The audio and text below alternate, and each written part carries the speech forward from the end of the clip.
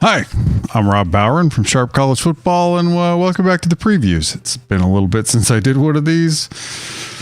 Summers are tough, man. There's travel I've got travel for work every month out to LA, and then you pile on some travel with the kid and some family stuff, and all of a sudden it's like, when am I home? Did I mow the lawn? Like, are the neighbors putting for sale signs in my front yard? I'm excited to get back into previewing. If you'd like, a rundown of realignment from somebody that actually works in TV, that would be me, or at least works in advertising around video. You can go ahead and check out at 12 Pack Radio, our podcast that we recently put up. About the first 45 minutes of that will cover realignment and what happened in the Pac-12. Anywho, we're going to talk about Tulane today, but first let's kind of give our normal T's and C's on watching one of these videos. This is an advanced stats preview. I'm the econometrician behind BetaRank, an advanced stats system for college football. All of everything you see in BetaRank is built on data from the same people that provide data to the College Football Playoff Committee. I then do some very fancy math on that and run the results out to you. Everything that you see here can be found at sharpcollegefootball.com. All the stats control for opponent, field position, and tempo. This is not a preview where you're going to find somebody, that being me, talking about, the 2D, talk about players that you should be excited about from, 2 recruiting classes ago who haven't seen the field yet. Where you should find that is your local beat writer. They do a really good job with that. You should find their previews, read those, watch those, listen to those. This is going to be from an advanced stats perspective. Most everything you see is going to be from BetaRank in here. There are going to be some advanced-ish stats that I use otherwise, and I'll tell you why I'm using them, why I think they're interesting. I also do not, under any circumstances, write something as catastrophically dumb as you're wrong because this team put up blah blah blah points per game, because points per game is not a real metric. I mean, it's a number, but it's not a metric, anything that you should actually measure. Points per game doesn't control for tempo, of course, among many other things. College football is also if you think of the variety of opponent qualities that there are out there, it's extremely important to control for opponent quality. I'm going to give you an example. Iowa's offense is an excellent example of why you should control for field position. Iowa's offense is often gifted very good field position, but they are still very bad at putting up points relative to their field position. They didn't do anything to earn that field position. It's pretty important to be able to control for that and not give them credit. So those are all things to keep track of. If you're going to throw out something, at least throw out something like points per drive or something like moderately intelligent. We can start a conversation from there. Don't give me like total offense, total defense. Those are dumb numbers that aren't used by serious people. I'm shocked in this day and age because there's a plethora of advanced stats available out there when people still come back with, they're like, you're wrong, and they come back with like total defense or something like that. It's like, I can't even help you. Like there's no starting place where we can help you get off of Dumb Island. Anyway, let's I'm a little bit of a sassy mood tonight, I suppose. Tulane is a really fun team to talk about. They're potentially a little bit over projected, I think, coming into this season.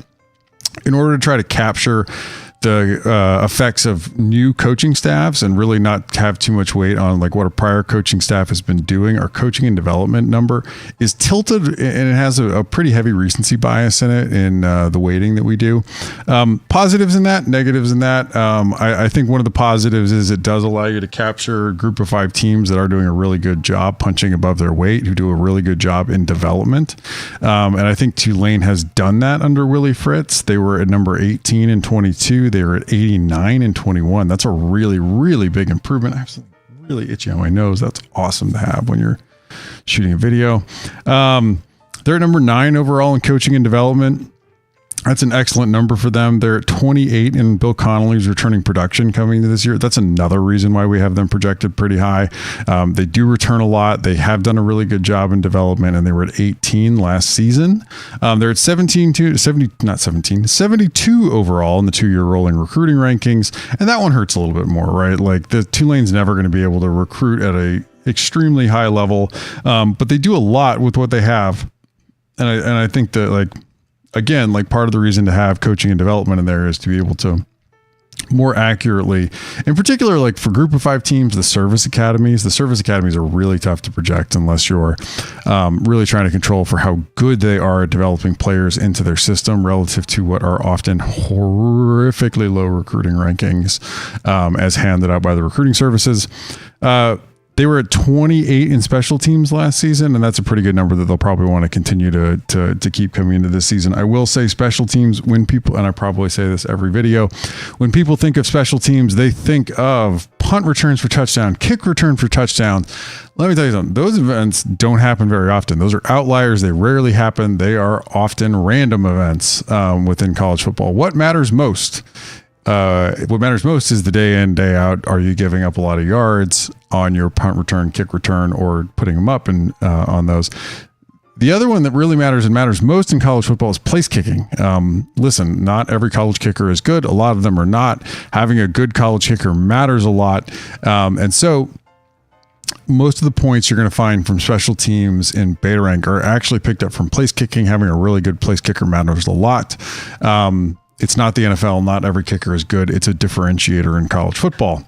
Let's go ahead. We're going to run through the offense. We're going to run through the defense. Then we'll run through the schedule, and then we'll come back and finish. I am really excited to preview this Tulane team. We've got some other really good teams coming up. I'm going to make an honest to God effort to get through 20 of these videos before the season starts. And I may still be doing them after week 0, for teams that haven't played yet, if I get to them. But and then we'll do the Saturday 6 in the season as well. But anyway, I'm excited for this one. Let's go ahead and hop in.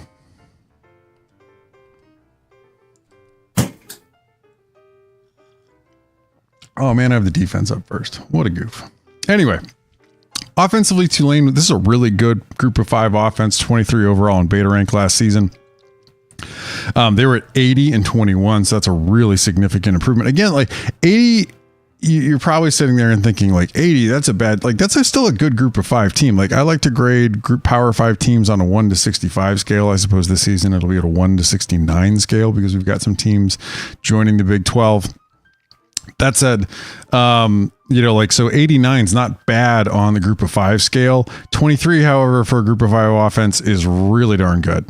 Now they do have a new offensive coordinator coming in, Slade Nagel. He's not coming in from somewhere else. He's been on staff at Tulane. I think he's a good promotion, but anytime you get a new play caller, mileage may vary. So keep an eye on that. It's not as like people are like, I get these comments all the time. As if this isn't something I actually like pay attention to. I get comments all the time where somebody's replacing a very successful offensive coordinator. There's somebody new coming in and they're just like, listen, like they have sworn up and down on their mother's grave that they're still going to call the same offense. And like, of course they might be. They're probably going to call they're probably going to be working off the same play sheet. but it's jazz, man. It's not just the call, like what plays are on the play sheet. It's how you call them that really matter. And how your team executes. So play calling matters. It's like playing chess. Anyway, in that, except if you and your opponent in chess, we're not making sequential moves, but we're making simultaneous moves. Which would be kind of fun. I don't know. Maybe they should try that. Anywho, within, you could do that with computers these days. Anyway, like I said, like a new play caller, Slade Nagel, he mileage may vary on that. It's definitely something to keep an eye on whether Tulane's offense is able to, because they should be. There's a lot, and we're going to talk about it. There's a lot of positives with this offense returning. But something to keep an eye on with the new play caller, whether they're able to hit this level coming in the next season. They were really good at drive efficiency overall, 22 out of 22 in drive efficiency. Drive efficiency is your ability to sustain and put together drives. So this is a great measure of not only consistency, but play calling. They did a really good job being able to put together long drives to put up points.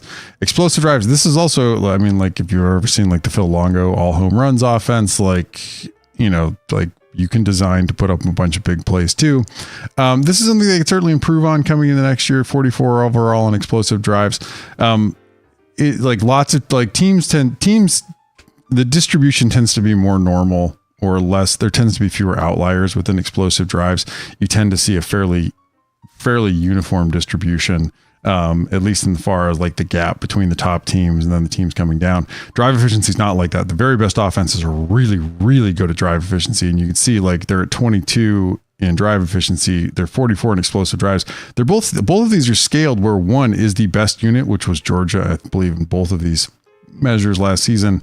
But they come out about this relatively about the same efficiency. It's worth keeping track of here. Like there's a bigger gap between where they were in drive efficiency and actually where the top offense was in drive efficiency, relatively speaking. Like there's a pretty sizable gap there. Anyway, number 9 in play efficiency. This is a really good number for them. It's the least important of the core 4 beta rank metrics. This is your yards per play outside of explosives, again controlling for opponent and field position and tempo. But they did a really good job putting up the yards per play outside of explosive. Negative drives, avoiding 3 and outs, avoiding turnovers, not letting the defense do bad things to you. They did a really good job here. Number 16 overall in effective rush, 43 in effective pass. I do expect them to be a run-heavy offense again. Michael Pratt's your quarterback. He did a really good job last season, both with his legs and through the air. 63.6 completion percentage, 8.9 per. They were, keying off of the run game and looking to get some shots down the field. It wouldn't hurt if he got his completion percentage up a little bit, but my expectation is they are still going to want to have him push the ball down the field a little bit. The offensive line did a really good job last year, 2.87 line yards. This is an advanced-ish metric from Football Outsiders that attempts to assign credit for the average yards per carry for an offense between the offensive line and the running back or the ball carrier. The offensive line, they graded out at 27 here. This is a good number for them. They had a 7.6% sack rate. That was good for 94. Pratt does need to improve on this coming into next year. I know you're saying like, that's an offensive line stat. That's wrong. Sacks are a quarterback stat more often than not. Needs to not hold the ball, needs to get the ball out of his hands, take fewer sacks. They're at number 40 overall in returning production coming into this season in Bill Connolly's numbers. That's a really good number for them too. I do think that this offense, I don't know that there's a ton of headroom here, but if Nagel's up to the job, I definitely think they can hover around where they're at 23 overall, maybe crack into the top 20. But if they can stay above 30, I think that's a really good year and a good year for Nagel as a first-year play caller too. Defensive side of the ball, this is another really good number particularly for a group of 5 team. I think we often, when we see group of 5 teams that are putting up really big numbers or overall team numbers, it's often driven by the offense. It's a little bit better to be a little easier to be an offensive whiz in the group of 5 and put up some really big numbers if you're a really good play caller there. And I think that speaks volumes to where Tulane was able to put up a number 27 here last season. They were number 91 and 21. Of course, they went through not one, but 2 defensive coordinators this offseason. Their first defensive coordinator got hired from the team last season. Their second defensive coordinator hired from Marshall also got hired away by a Power 5 team. And then they got Shieldwood from Troy, which is actually a really good hire. Again, he has play calling experience. I have a lot of confidence in this hire. This is a really good hire. I think that this number with what they have returning, I think puts them in a really good spot. Now, what they did pretty well last season, they were okay at drive efficiency, number 53 overall. This is something they could improve on, find ways to get off the field, not give up long drives, not give up points. But they did a really good job limiting big plays and not giving up big points. That helps. Number 17 in play efficiency, even outside of explosives, they did a really good job limiting the yards per play. Now, they could, and it would certainly help if they could put up more negative drives, more 3 and outs, more turnovers. Number 35 overall here. They don't have a huge run-pass split, but they were better defending the pass than they were defending the run. That sometimes teams that are bad at defending the run can have a really hard time with drive efficiency. unsurprisingly, like, like often like the service academies are excellent at drive efficiency, right? Like they march down the field, they're able to put up, a bunch of yards or, a decent clip to putting up first downs, in the yards per rush, but they're not often putting up like massive explosive plays to be able to put up points. This, like, if they're able to clean up their run defense a little bit, they're going to probably improve that drive efficiency number overall as well. Now, now, as we talked about with needing to create more negative drives, they had 19% disruptive plays. That was good for 103. Again, not enough sacks, turnovers, batted down balls. They need to do a better job with that. Now they were at 37% on third down, a lot of 37% on third down conversion. That was good for 59. Again, all of this comes back to like that drive. Like this speaks to not really creating enough big plays on defense that could have helped that negative drives number. And, that's a fairly high third down conversion percentage. That speaks to the drive efficiency number there. They need to clean that up a little bit too. 47 overall in returning production coming in the next season per Bill Connolly. That's a decent amount. Like I said, I really like the defensive coordinator hire here. I think they're largely going to be okay on defense. I think they have a shot to sort of like hold their ground here, right around here. Let's go ahead and run through the schedule. Now the schedule is favorable. Now there is, of course, in Beta Rank, we don't, count beyond after the first 2 weeks, but we're not going to project the games either. We don't count games. We remove the data for games against FCS competition. But the schedule's fairly favorable. Now this should be a tough game actually, like right off the bat. I should say, so for the FCS game added in, you would put them around 11 projected wins. But this game right off the bat against South Alabama is a really tough game. South Alabama was a really good team last year under Kane Womack. They've got a really good staff. I think they have a chance to improve. 68 is a really good overall group of 5 team in its own right. But Tulane's going to come in and they are I think there's a reasonable argument they're over projected. They are getting some of the benefit of the coaching and development recency that we built in to try to measure some of the group, like the Power 5 teams that have changed coaches recently, a little more effectively. I think this is probably closer to a touchdown, to be frank. Then they get Ole Miss at home. I think this is probably pretty close to a toss up, maybe Ole Miss by a couple points, but it's not by a lot. Tulane should be able to hang with Ole Miss for good chunks of this game. I really, like I said, like Michael Pratt and this offense, I think they have a really good shot. Like I do like Ole Miss went and got, God, I'm forgetting his name now. Pete Golding from Alabama. Golding largely did a pretty good job. Now he didn't put up the kind of like, although I will say in 2021, they like, other than that Georgia defense, they had a really, really good defense at Alabama in 2021. Golding largely had some really good defenses. He was a good defensive coordinator before he was hired at Alabama. I think he's an improvement over what they had at Ole Miss. So there is a shot for Ole Miss to maybe improve off of where they've been. Kiffin is a good offensive mind. He makes good offensive hires. I don't see them putting up, and they haven't under Kiffin, and Kiffin's never really put up like the really big offensive numbers, even when he was the OC at Bama, that other, coaches have. But this should be a really tight, really fun game. Whomever finishes positive on turnovers should walk away with this one with the win. Now Southern Miss still in full rebuild mode, like they should, Tulane, like this. Now we hit to some of the parts of the schedule where like Tulane should have a significant advantage. UAB again, like in full rebuild mode with Trent Dilfer as your new head coach there. Tulane should be a really significant favorite. This Memphis game is interesting. I think Memphis has started to rebound a little bit, but still could be, like Tulane's probably as much as a 10-point favorite here. Against North Texas team with a new head coach, I do think that there'll be they'll be a favorite again in this game. Significant favorite against Rice. Like East Carolina is an interesting team, but they do lose a bit. This one may be closer to like 14 points or 17 points by the time that we get there. Look, like Tulane, there is a future where Tulane, like when, Tulane either loses a lot more production or, loses some of the coaching staff. We could be talking about, of course, like the offense not being where they were with the new offensive coordinator. But if you're looking through the back half of the schedule, you're not seeing a ton of really close games. Tulsa, again, like this is another game that shouldn't be too close. Florida Atlantic's another one, but like UTSA game should be a really fun one.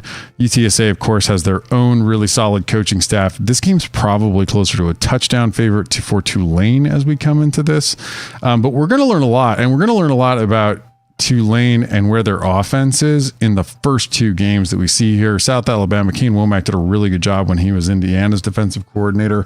They've been improving South Alabama's defense. They have a shot, I think, to be again pretty, maybe even improve again this season, as well as with Major Applewhite, offensive coordinator, taking a step forward there. Like I talked about with Pete Golding coming in at Ole Miss, they should be better defensively. It's going to tell us a lot about where Slade Nagel is and where this offense is, because they for these numbers to hold up, they need to not drop the ball with the new guy on there. And then, of course, we're going to find out, of course, when they get to UTSA as well at the end of the season. We'll know exactly who they are by the time they get to that point. But we should, like I said, we should get a really good idea early on where the offense is. It'll also tell us a bit about where the defense is. I think in particular, if they are able to slow down Ole Miss at all, that's a really good spot to find themselves in. So that's it. That's the Green Wave. Listen, I managed to get through this pretty quick. Look, I mean, like I said, they're probably a little bit over projected.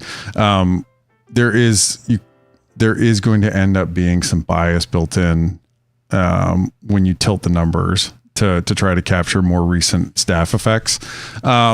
And you just kind of got to accept that, I suppose, or I have to accept that, I suppose. I feel more comfortable with where some of the numbers are with new coaching staffs coming into this year. But teams that take a really big jump year over year are going to get a little bit more of a bonus in this, which is fine too. Not a bad thing. Tulane, they were legitimately really good last season. And they do keep the head coach and they return a lot of players off that. I would say, it is, if there's one really, really big watch out for Tulane and where they're projected, it is the coordinator turnover. Both, and like I said, I really like the Shieldwood hire, but he is going to be in a new situation. Guys that come in and I've said hey, they did a really good job with their last job. It doesn't always work, but it works more often than not if you have a bit of a track record. And then keep an eye on the Nagel one. That one's going to really determine, I think, how well they do overall. So that's the Green Wave, a team. Our projected best group of 5 team should be a really fun team to watch. And truthfully too, if they were to go out and get a win, even at home against Ole Miss, and then Ole Miss had a pretty good year in the SEC, Tulane could find themselves in some interesting conversations, I think, towards the end of the year. I don't think that means that they would necessarily make the playoff, but I do think that it would be, they put up a gaudy record, beat Ole Miss, and Ole Miss does pretty well. I think at that point, they would at least, they would be forcing talking heads to have conversations. And that's really what college football is all about these days. Sometimes it feels that way.